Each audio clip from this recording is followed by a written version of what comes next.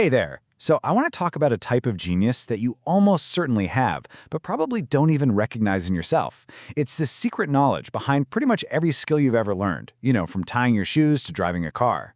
And to get our heads around it, we're going to start with a simple, kind of weird puzzle. Okay, so let's just jump right in with this question. Imagine someone, a brilliant person who's read every single textbook, every engineering manual on bicycles. I mean, they know the physics inside and out.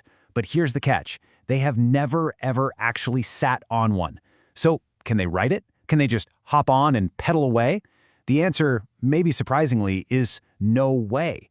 And that weird paradox, that's exactly what we're going to unpack today.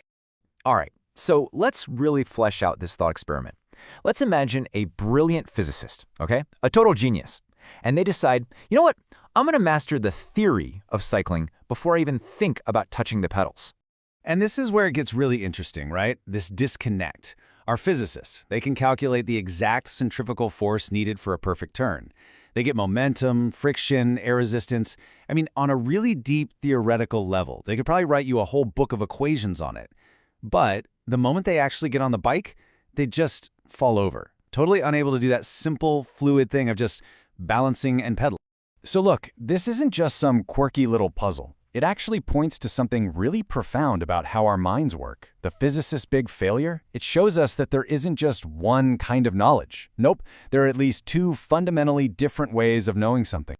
And yeah, philosophers, of course, have names for these two types of knowledge. And honestly, they're the key to solving our whole bicycle puzzle. We're talking about the huge difference between knowing that and knowing how. Okay, so first up, you've got what's called propositional knowledge. You can just think of it as knowing that. This is your classic book smarts, right? It's all the facts, theories, and concepts you can state out loud. Stuff you can write down, declare, or get tested on in an exam. Our physicists, they are an absolute master of this. They know that certain forces are supposed to keep a bike upright. But the giant missing piece of the puzzle is procedural knowledge, or simply knowing how. And this isn't about facts at all. It's all about ability.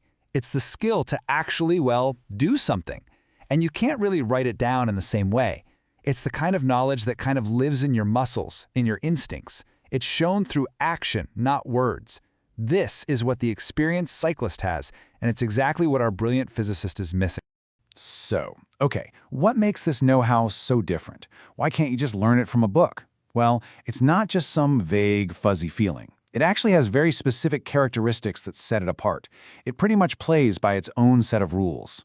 You can kind of break this know-how down into three main things. First, it's practical. It's a hands-on skill, plain and simple.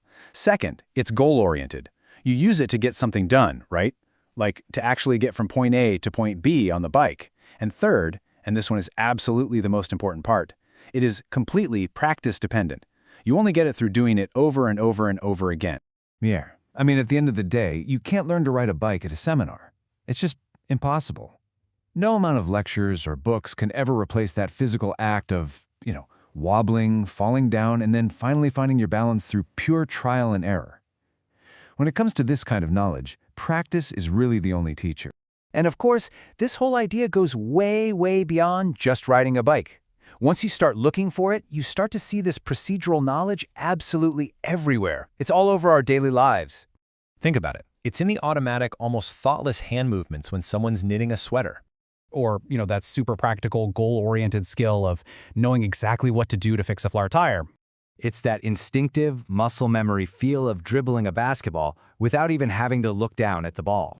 And yeah, even the incredible sense of balance and body awareness you need to do a cartwheel. All of these things, you can only learn them by doing them. They are pure, unadulterated know-how. Okay, so why is this distinction so important? Well, because recognizing it forces us to appreciate a totally different, and I would argue, equally valuable form of intelligence. For centuries, a lot of traditional philosophy and education has really put knowing that, the book smarts, the facts and theories, up on this huge pedestal. But knowing how, that's a different kind of smart. It's the intelligence of the artist, the athlete, the mechanic, the chef. It's the practical, hands-on intelligence that literally builds, fixes, and creates the world around us. So, I think it's just so important to remember this. Some of the most profound knowledge we have isn't just stored away as abstract thoughts. It's knowledge that's stored in our hands, in our bodies, not just in our heads. And that leaves me with one final thought for you. Think about your own life for a second. What's that one thing you can do almost without thinking? A skill you've practiced so much it's just second nature now. What's that amazing know-how that you have that words can't ever really explain? Because whatever it is, that's your own special kind of genius.